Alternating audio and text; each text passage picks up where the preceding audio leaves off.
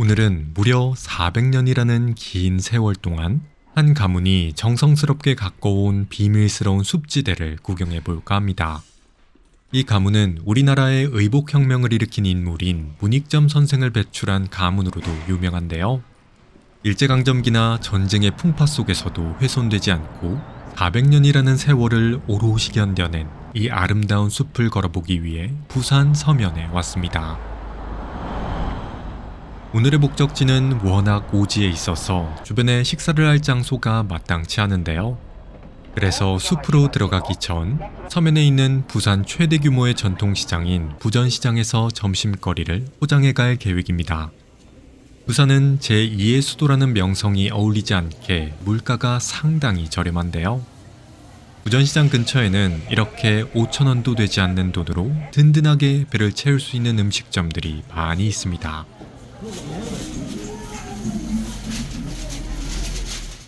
그 중에서도 저는 부전시장에 오면 항상 들리는 김밥집에서 김밥을 포장해 갔습니다. 이번에는 왕김밥이라는 곳에서 포장을 했는데요. 여기서 파는 3,500원짜리 톳 계란말이 김밥이 아주 일품입니다. 속을 꽉꽉 채워 밥을 말고 참기름으로 코팅된 김을 바라보고 있으면 정말 군침이 절로 나옵니다.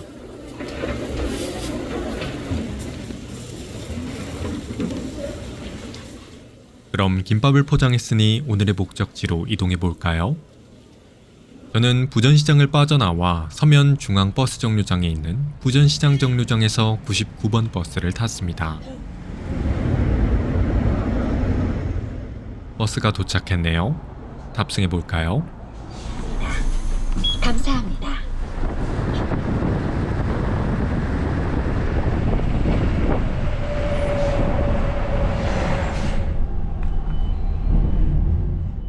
서면에서 버스를 타고 약 30분을 달려 옥성화학 정류장에 하차했습니다. 여기서 184번 버스로 환승해 조금만 더 들어가면 됩니다. 환승입니다.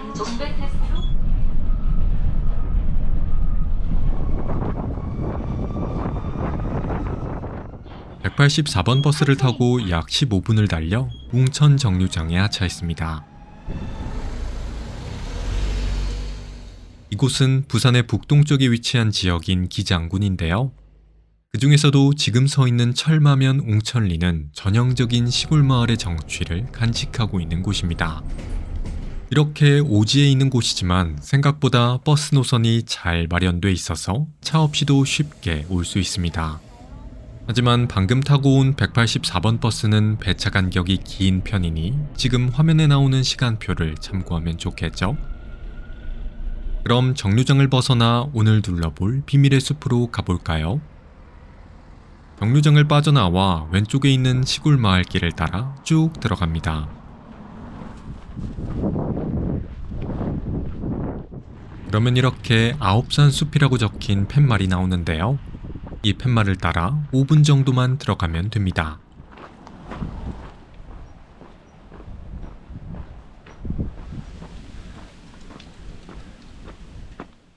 길을 따라 더 안쪽으로 들어가니 주변 풍경이 점점 초록빛으로 바뀌기 시작했네요. 더 깊이 들어가 볼까요?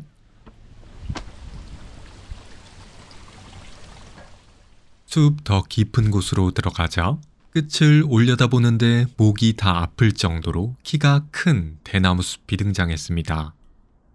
이곳은 문익점 선생 등 국가의 기틀을 다진 인물들을 배출한 남평 문씨 가문이 가꿔온 사유림인 아홉산 숲입니다. 숲 초입부터 울창한 대나무 숲이 저를 반겨주니 더 깊은 곳으로 들어가면 얼마나 더 멋있는 풍경이 펼쳐질지 기대가 됩니다.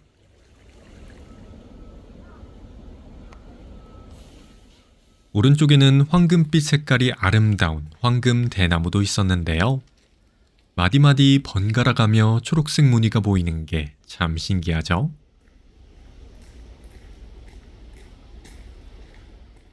그럼 대나무 숲을 지나 더 깊은 곳으로 들어가 볼까요?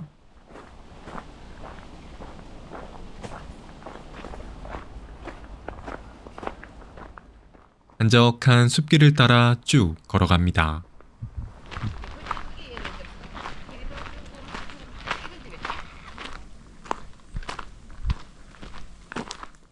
봄이 왔음을 속삭이듯 길 중간중간에는 화사한 꽃들이 조금씩 피어나고 있었는데요. 차가운 겨울을 이겨내고 세상에 나온 봄꽃들이 대견하면서도 참 예뻐 보이네요.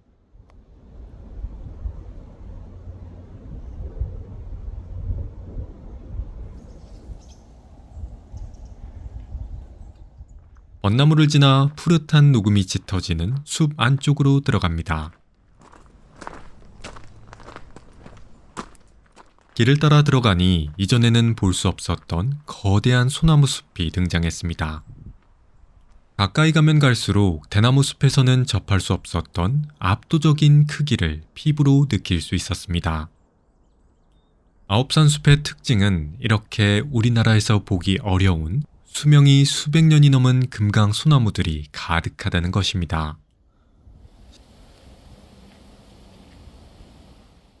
실제로 나이테를 조사해 본 결과 이 커다란 금강송들의 수령이 무려 400년이 넘는다고 하네요.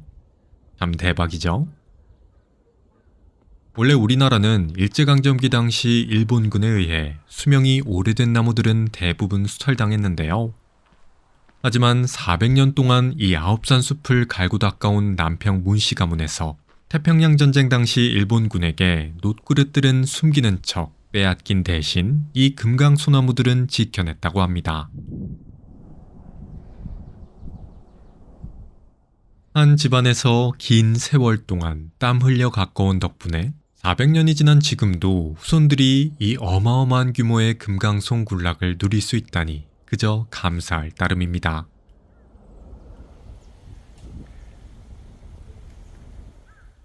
다시 봐도 압도적인 크기를 자랑하는 금강송의 위용이 너무 아름답네요. 금강송 군락 옆쪽에는 약 200여 년 전 아홉산 숲에서 가장 먼저 조성된 맹종숲이 있는데요. 대숲 안으로 들어가면 이렇게 커다란 조형물이 있습니다. 전원에 따르면 마을 사람들이 가운데 동그랗게 대나무가 자라지 않는 부분에 아홉산 산신령의 영험이 있다 믿었다고 하며 굳은 일이 있을 때 이곳에서 굿 또는 동회를 갖는 광장으로 이용했다고 합니다. 바람 부는 방향에 따라 이리저리 휘날리는 대숲의 모습도 참 아름답죠?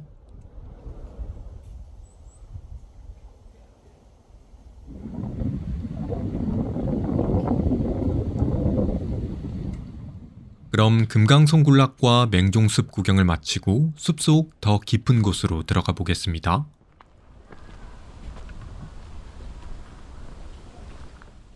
안쪽 길로 들어가니 이번에는 또 다른 울창한 숲 풍경이 펼쳐졌습니다.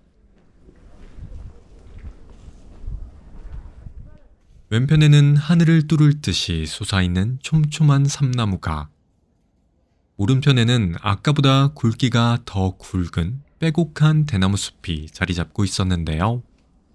지금 같은 숲 안에 들어와 있는 게 맞나 하는 착각이 들 정도로 발걸음이 닿는 곳마다 풍경이 바뀌어서 지루하지 않게 걷는 여행을 즐기기 딱 좋다는 생각이 듭니다.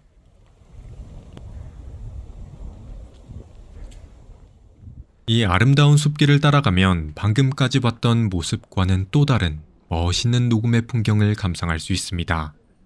한번 가볼까요?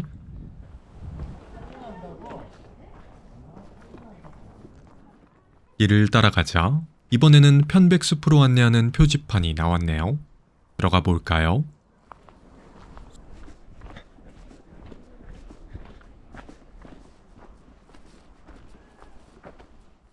숲길 안쪽으로 들어가자 아까 봤던 숲의 모습과는 또 다른 하늘 높게 솟은 원시림의 풍경이 눈에 들어왔습니다. 이곳은 아홉산 숲 안쪽에 위치한 편백나무 숲인데요. 줄기가 붉은 빛을 띠면서도 나무 표면이 비교적 깨끗하게 뻗어 올라가는 게 특징인 나무입니다. 특히 편백나무는 천연 항균 물질인 피톤치드를 가장 많이 내뿜는 수종 중 하나인데요. 그래서 그런지 여기서 상쾌한 공기를 마시며 길을 걷는 것만으로도 머리가 맑아지는 신선한 느낌이 들더군요.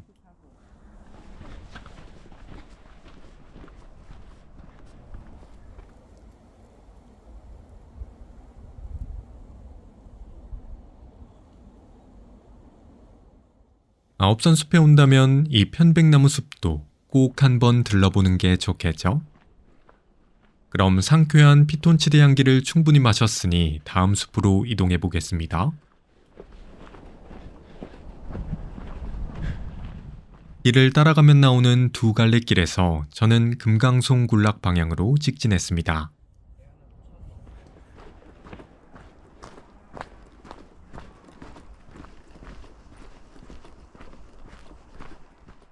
금강송 군락이 끝나니 이번에는 또 다른 울창한 대숲이 등장했네요. 그냥 지나칠 수 없겠죠? 안으로 들어가 볼까요? 지금 걷고 있는 대숲은 평지대밭인데요. 대숲을 구성하는 대나무는 맹종죽으로 대나무 중에서도 가장 굵고 크게 자라 대나무의 왕이라고 불립니다.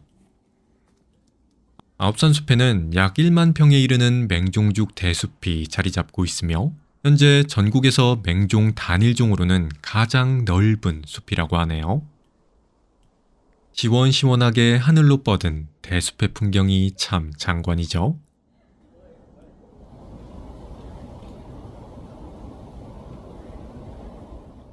참고로 이 맹종죽 숲은 해방을 전후한 시기부터 옛 동래구청 주변의 식당을 돌며 남긴 음식과 부산 시내 분뇨를 뿌려주며 관리했다 하는데요.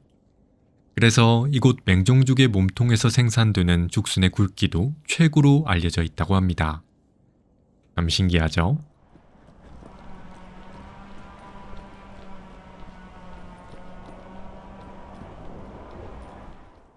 이러한 특성으로 인해 아홉산 숲의 대숲은 영화 군도 등 다양한 영화의 촬영지로도 잘 알려져 있습니다. 평지대밭 구경이 끝나면 아홉산 숲의 대표적인 장소는 모두 둘러보게 됩니다. 참고로 아홉산 숲 전체 면적은 약 15만 7천 평이나 되는데요.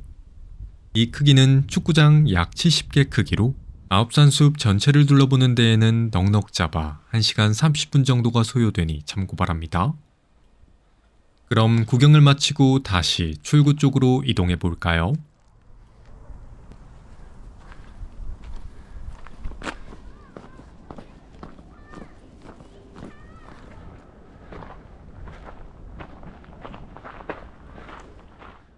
완만한 길이 아닌 지름길 쪽으로 내려갑니다.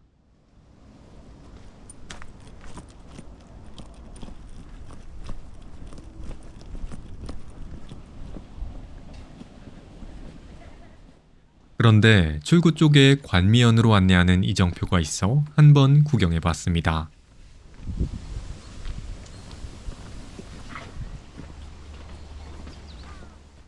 관미연은 실제로 남평문씨 일가가 거주하며 숲을 관리해온 생활 공간입니다.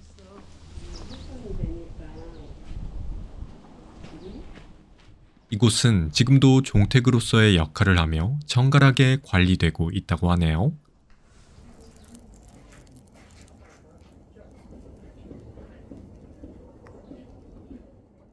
관미연 마당에는 아주 오래된 은행나무가 자리 잡고 있어 가을이면 황금빛으로 물드는 장관을 연출한다고 하니 가을에 방문해봐도 좋겠죠? 그렇게 관미연 구경을 마지막으로 아홉산 숲 걷는 여행을 끝내고 다시 정류장으로 이동했습니다. 참고로 아홉산 숲 입장료는 성인 기준 8,000원인데요.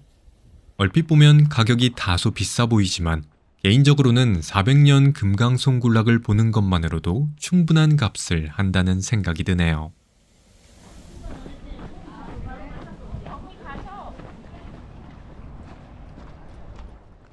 정류장에서 버스를 기다리며 오전에 부전시장에서 사온 김밥을 먹었는데요. 이렇게 속이 꽉 찬 김밥이 3,500원밖에 안 한다니 정말 대박이죠? 두툼한 계란말이와 톳의 은은한 감칠맛이 아주 훌륭한 김밥입니다. 저는 오전에 아홉산 숲에 왔던 방법과 동일하게 184번 버스를 타고 99번 버스로 환승하기 위해 회등동 정류장으로 이동했습니다.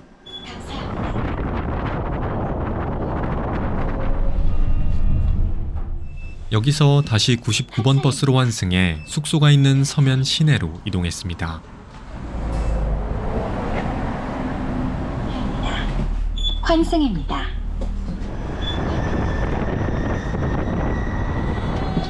하차입니다. 서면에 도착하니 어느새 저녁 먹을 시간이 다가왔는데요.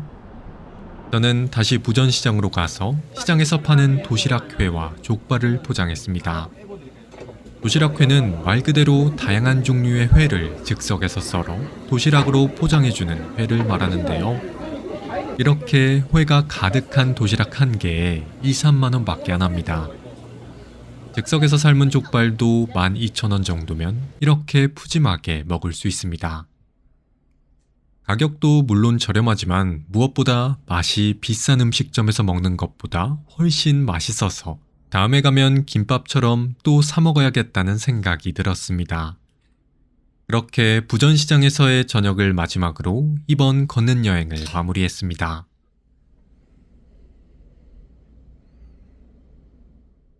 무려 400년이라는 시간 동안 한 가문이 정성스럽게 가꿔왔던 16만 평 규모의 아홉산 숲, 그리고 그곳에서 느낄 수 있었던 오랜 세월의 흔적과 자연의 아름답고 울창한 풍경까지 이번 주말 사랑하는 가족과 함께 아홉산 숲으로 걷는 여행을 떠나보시는 것 어떠신가요? 지금까지 걷는 여행이었습니다. 시청해주셔서 감사합니다.